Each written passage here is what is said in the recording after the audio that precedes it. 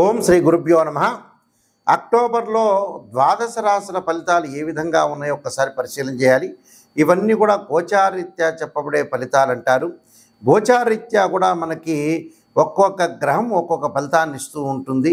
ఆ ఫలితాలు ఏ విధంగా ఉన్నాయో మనం చూడాలి.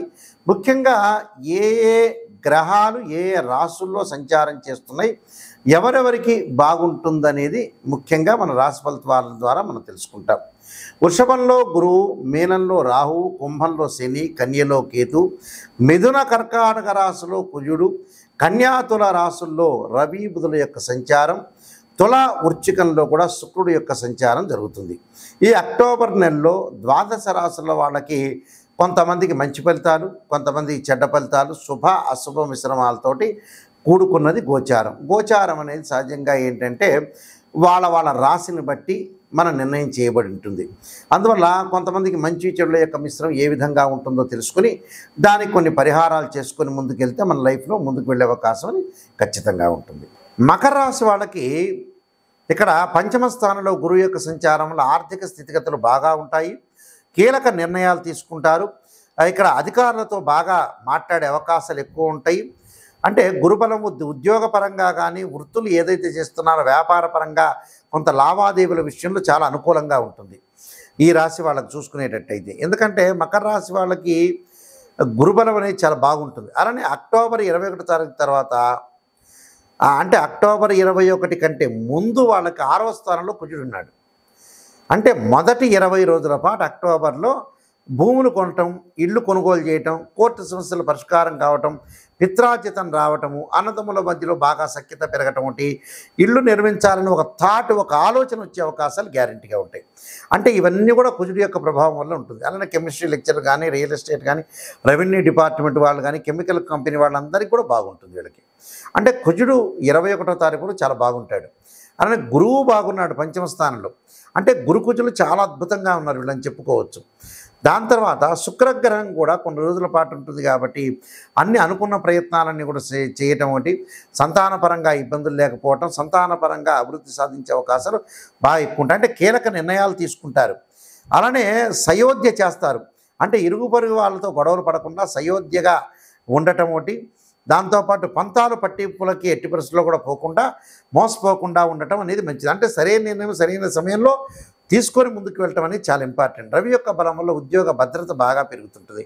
అంటే ఉద్యోగం ఊడిపోతుంది, ఉంటుందో ఉండదో అనుకునే వ్యక్తులకి ఉద్యోగంలో మేలు జరగటం ఒకటి, ఉద్యోగం స్ట్రాంగ్ కావటం, ప్రమోషన్లు వచ్చే అవకాశాలు ఎక్కువగా ఉంటాయి. అంటే ఏది భార్యాభర్తల మధ్యలో కూడా డిఫరెన్స్ ఆఫ్ ఒపీనియన్స్ లేకుండా మ్యూచువల్ అండర్స్టాండింగ్ అనేది చాలా ఎక్కువ జరుగుతుంది. అంటే ఇవన్నీ కూడా ఖచ్చితంగా జరిగే అవకాశాలు బాగా ఎక్కువగా ఉంటాయి. దీంతోపాటు ఈ మకర రాశి వాళ్ళకి కొంత శని యొక్క ప్రభావం వల్ల కొంత ఆరోగ్యపరంగా ఇబ్బందులు కలగకుండా, ధనపరంగా ఇబ్బందులు ఉండవు. కానీ అవసరమైన విషయాలకు డబ్బులు ఖర్చు చేయండి, అనవసరమైన విషయాలకు డబ్బులు ఖర్చు చేయొద్దండి. విలువైన కొన్ని వస్తువులు కొనుగోలు చేస్తారు. ఇంటిలో విలువైన వస్తువులతో పాటు సంతానం ద్వారా కొన్ని శుభవార్తలు వినటం, సంతానం ద్వారా అనుకూలంగా ఉండటం, ప్రతి పనిలో కూడా కొంత విజయం సాధించే అవకాశాలు బాగా ఎక్కువ ఉంటాయి. అంటే ఇవన్నీ కూడా వాళ్ళకి జరిగే అవకాశాలు ఉంటాయి కాబట్టి ఖచ్చితంగా మంచి ప్రయత్నాలతోటి క్రీడారంగం వాళ్ళకు కానీ, లాయర్లకు కానీ, డాక్టర్లకు కానీ సంతానపరంగా అనుకూలంగా ఉండటం, ఇళ్ళు నిర్మించుకోవాలనుకుంటాం, వాళ్ళ వృత్తిలో చాలా ముందుకు వెళ్ళాలని ఒక ఆసక్తితో ఉండి అందరి బంధువులతోటి కలుపుకోలుతనం, మిత్రులతోటి బంధువులతోటి కలుపుకోలుతనంతో బాగా ఎక్కువ ఉంటారు. అంటే ఇవన్నీ కూడా వాళ్ళకి జరిగే అవకాశాలు ఉంటాయి. మాతృ సౌఖ్యం కూడా కొంత పెరుగుతుంటుంది.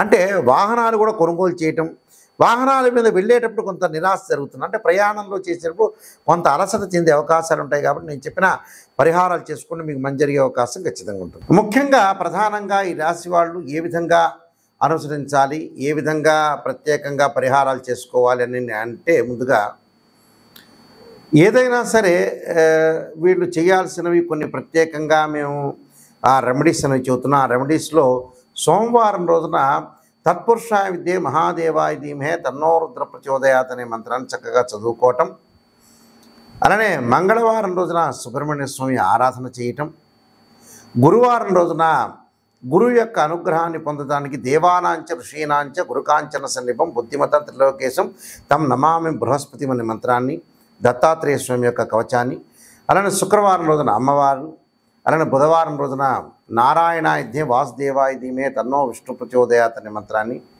శనివారం రోజున వెంకటేశ్వర స్వామి యొక్క ఆరాధన, ఆదివారం రోజున సూర్యుడి యొక్క ఆరాధన చేయాలి. సూర్యుడి యొక్క ఆరాధన అంటే అలానే మనకి జపాకుసుమ సంకాసం కాశ్యపేయం మహాద్యుతిం తమోరిం సర్వపాపగ్నం ప్రణతోస్మి దివాకరం అనే మంత్రాన్ని చక్కగా చదువుకోండి. అయితే నేను ప్రధానంగా కొన్ని విషయాలు చెప్పదలుచుకున్నాను. ఇందులో ఆరోగ్యం ఎవరికైతే ఇబ్బందికరంగా ఉంటుందో ఖచ్చితంగా వాళ్ళు ఆచరించాల్సినవి 3 శ్లోకాలు ఉన్నాయి. అవి శరీరే జర్జరీభూతే వ్యాధిగ్రస్తే కళేబరి ఔషధం జాహ్నవీతోయం వైద్యో నారాయణ అనే మంత్రాన్ని, అలానే రవి కుజ శని యొక్క పరిహారాలు చేసుకోవటం అంటే సూర్యుడి యొక్క ఆరాధన, అంగారకుడి యొక్క ఆరాధన, శని యొక్క ఆరాధన చేయాలి. శనికి ఏం చేయాలి? ఓం నమః శివాయ పంచాక్షరి చేసుకోండి, చిన్న సింపుల్ రెమెడీ. కుజుడికి వచ్చేటప్పటికల్లా తప్పకుండా అంగారకాయుద్ధే శక్తిస్తాయి ధీమే తన్నో భౌమో ప్రచోదయాత్ అనే మంత్రాన్ని కందులు దానం చేయండి. సూర్యుడికి వచ్చేటప్పటికల్లా రవికి సూర్య నమస్కారాలు చేయండి. అంటే ఆరోగ్యం బాగుండాలంటే ఈ 3 చేయాల్సిందే.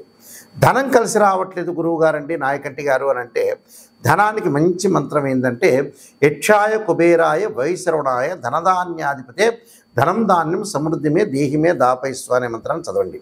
ఇది గురువుగారు చదవలేము అని చెప్తే ఓం కుబేరాయ నమః అని గురువారం రోజున గురు హోరలో కానీ ప్రదోషకాల సమయంలో సాయంకాలం పూట చదవండి.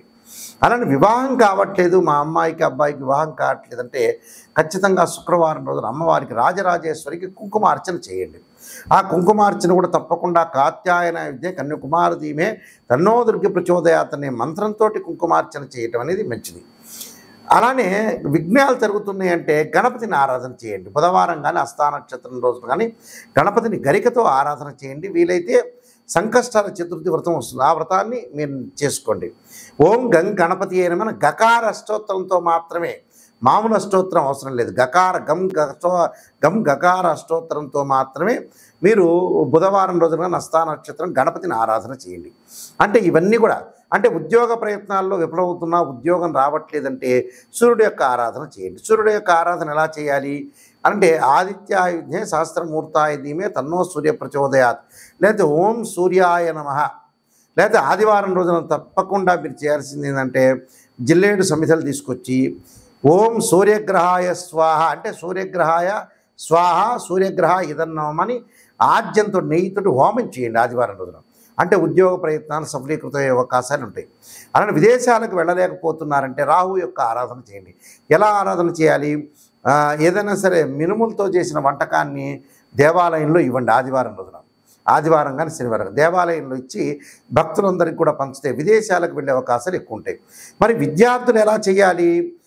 విద్యార్థులకి చదువులో వెనకబాటుతనం ఉంటే దక్షిణామూర్తి శ్లోకాన్ని పఠించాలి. దక్షిణామూర్తి శ్లోకంతో పాటు సరస్వతీదేవి యొక్క ప్రార్థన, శనగలు దానం చేస్తే కూడా విద్యార్థులకి చదువు పట్ల ఆసక్తి పెరిగే అవకాశాలు ఎక్కువగా ఉంటాయి.